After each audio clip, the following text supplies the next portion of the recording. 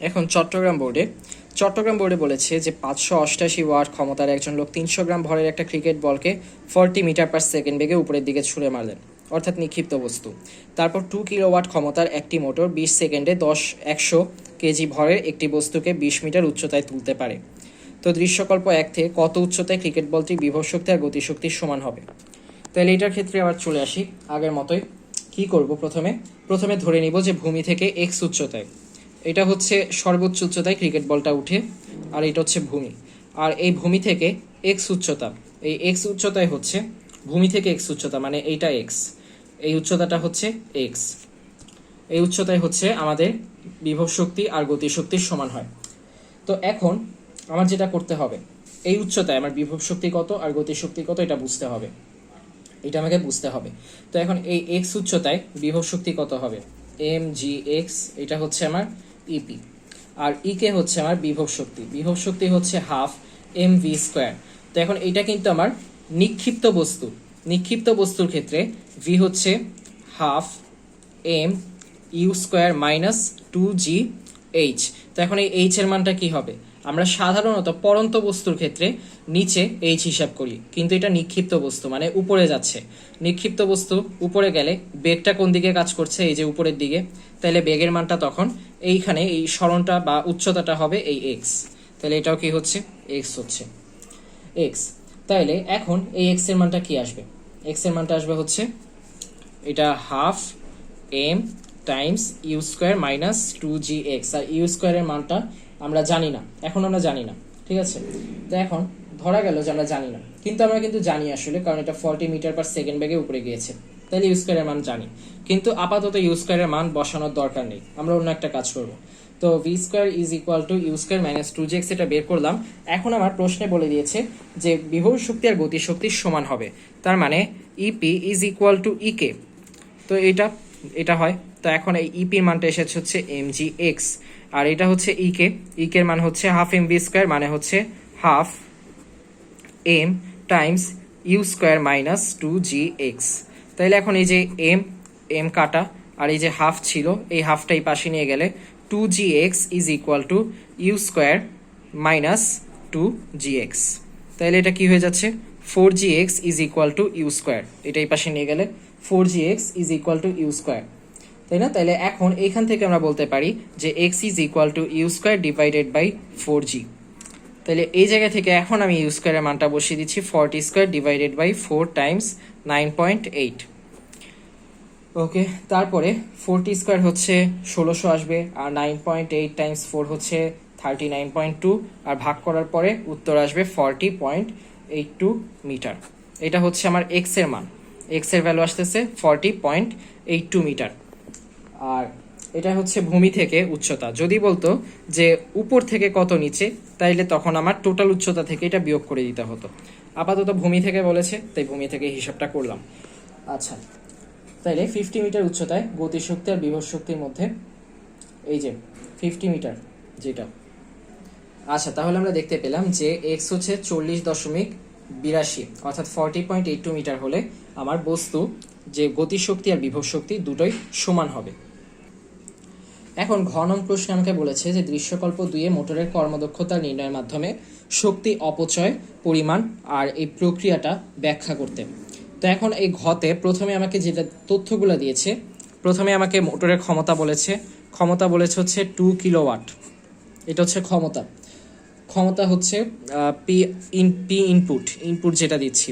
আর তারপরে আমাকে বলেছে 20 সেকেন্ডে, সময় দিয়ে দিয়েছে 20 সেকেন্ড, আর 100 কেজি ভরের একটা বস্তুকে 20 মিটার উচ্চতায় তুলতে পারে। তাইলে এম দিয়ে দিয়েছে হচ্ছে 100 কেজি, 100 কেজি ভরের একটা বস্তুকে কত উচ্চতায় তুলতে পারে? উচ্চতা এইচ দিয়ে দিয়েছে হচ্ছে 20 মিটার, 20 মিটার উচ্চতায় তুলতে পারে। তাহলে এখন আমার এই যে বের করতে চাচ্ছি আমি, যেটা এই বের করার আগে আমাকে প্রথমে পি আউটপুটটা বের করতে হবে। পি আউটপুট হবে হচ্ছে, পি আউটপুটের মান হবে আমরা জানি M G H divided by T. তো এখন হিসাবটা করি, এম বসাবো, জি বসাবো, আর এইচ বসাবো। এইচ বসানোর পর টি হচ্ছে 20 দিয়ে দিয়েছে, 20 দিয়ে ভাগ করে দিব। ভাগ করার পরে আসবে 980 ওয়াট। আচ্ছা, তো এখন কর্মদক্ষতা মানে হচ্ছে এই যে এইটা থাকবে হচ্ছে নিচে 2000, 2 কিলোওয়াট মানে 2000 ওয়াট, আর উপরে থাকবে হচ্ছে 980, এটা টাইমস 100%, টাইমস 100%, এটা হচ্ছে আমার কর্মদক্ষতা। কর্মদক্ষতা হলো 49%। তো এখন আমরা জানি যে কর্মদক্ষতা মানে হচ্ছে পি আউটপুট মাইনাস অপচয়, যেটুক পি ইনপুট মাইনাস অপচয়। আচ্ছা, আবার লিখি, পি ইনপুট মানে যেটা আমার প্রদত্ত, যে শক্তিটা আমি, এই যে একটা মোটর আছে আমার কাছে, এই মোটরের মধ্যে আমি অনেকখানি শক্তি দিলাম, এই শক্তিটা হচ্ছে 2 কিলোওয়াট। এই 2 কিলোওয়াটের মধ্যে দেখা গেল যে নির্দিষ্ট পরিমাণ একটা শক্তি, তাপ, আলো, শব্দ এরকম অপচয় হয়ে গেল। আর বাকি 980 অর্থাৎ 980 ওয়াট, এই 980 ওয়াট হচ্ছে আমার কাজ করলো। এইটা কার্যকর শক্তি, এটা প্রদত্ত শক্তি, এটা অপচয়কৃত শক্তি। তাইলে এখন প্রদত্ত শক্তি থেকে যদি আমি অপচয়কৃত শক্তি বিয়োগ করি, তাইলে আমি পেয়ে যাব কার্যকর শক্তি। তাইলে কার্যকর শক্তির জায়গায় আমি প্রদত্ত শক্তি বিয়োগ অপচয়কৃত শক্তি লিখতে পারি, বিয়োগ অপচয়কৃত শক্তি, অপচয়কৃত শক্তি ভাগ, নিচেও কিন্তু পি ইনপুটই থাকবে, প্রদত্ত শক্তি যেটা পি ইনপুট বা প্রদত্ত ক্ষমতা, শক্তি না ক্ষমতা হবে। এই প্রদত্ত ক্ষমতা থেকে আমি অপচয়কৃত ক্ষমতা যেটা আছে এটা বিয়োগ করে দিলেই নিচে এই প্রদত্ত ক্ষমতা দিয়ে ভাগ করে দিলে উপরে কি থাকবে, উপরে যে পরিমাণ ক্ষমতা আমার দেয়া হয়েছে ভিতরে আর যে পরিমাণ ক্ষমতা অপচয় হয়েছে, দুইটা বিয়োগ করলে আমি পাবো যেটা কাজ করেছে, লভ্য কার্যকর ক্ষমতা, এটাই এই লভ্য কার্যকর ক্ষমতা হবে। তারপরে এই উপরে আর নিচে ভাগ করার পরে আমি যেটা পাবো সেটা হচ্ছে এইটা কি, কর্মদক্ষতা। কর্মদক্ষতাটা 49% এসেছিল, এটাকে আমরা 0.49 লিখতে পারি। তাহলে 0.49 মানে হচ্ছে পি ইনপুট হচ্ছে 2000 বিয়োগ অপচয়কৃত শক্তি এক্স ধরলাম এটাকে, আর নিচেও এই 2000 আছে। তাহলে এই 2000 নিচে, 2000 উপরে।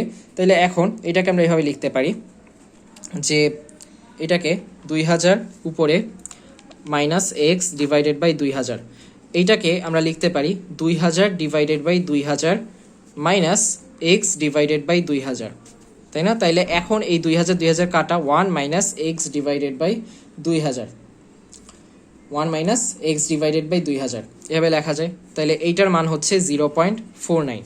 তাইলে 1 মাইনাস 0.49 হচ্ছে x divided by 2000, x divided by 2000। তাইলে 1 মাইনাস 0.49 মানে হচ্ছে 0.51 টাইমস 2000 হচ্ছে এই এক্স, অর্থাৎ অপচয়কৃত শক্তি হচ্ছে 0.51 টাইমস 2000। 2000টা এখানে কি ছিল, 2000টা হচ্ছে মোট প্রদত্ত শক্তি বা মোট প্রদত্ত ক্ষমতা, যেটার কথা বলি না কেন আমরা, এখানে ক্ষমতা দিয়ে দিয়েছে তাই 2000টা ক্ষমতা হবে। ক্ষমতা, এই ক্ষমতার সাথে এটা গুণ করলে যেটা পাবো। তো এখন এখানে কিন্তু ক্ষমতাটার শক্তিটা যেটা, এই কার্যকর শক্তি ভাগ মোট প্রদত্ত শক্তি, এটার সাথে আমরা গুণ করছি।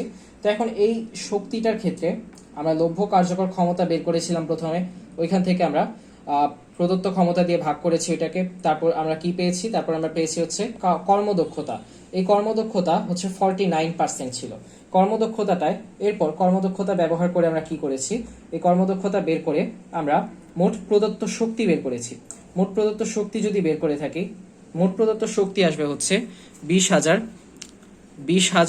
গুণ যে সময়টা দেওয়া ছিল, এইটা যদি করতাম তাইলে আমাদের মোট প্রদত্ত শক্তি আসতো। আমরা যেটা নিয়ে করেছি এটা হচ্ছে মোট প্রদত্ত ক্ষমতা। তো এখন আমার ক্ষমতা দরকার নেই, আমার দরকার হচ্ছে শক্তি। যদি আমি শক্তি চাইলে কি করতে হইতো, এই যে আমার ক্ষমতা আছে, ক্ষমতার সাথে সময় গুণ করে দিব, তাইলে শক্তি পাবো। আমরা ক্ষমতা নিয়ে করেছি, যদি অপচয়কৃত ক্ষমতার কথা বলতো তাইলে ক্ষমতা নিয়ে করতাম। তো এখন এখানে অপচয়ের পরিমাণ, শক্তি অপচয় বলেছে, তাই এইটার সাথে আবার আমরা কি করে দিতে পারি, এই সময় গুণ করে দিব। সময় গুণ করে দিলে যেটা পাবো সেইটা থেকে এক্স বিয়োগ করে দিব। এক্সটা হচ্ছে এখানে অপচয়, আর এটা হচ্ছে আমার কর্মদক্ষতার মান ছিল 0.49।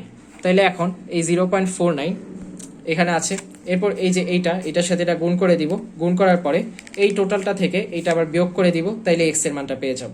সহজ হিসাব।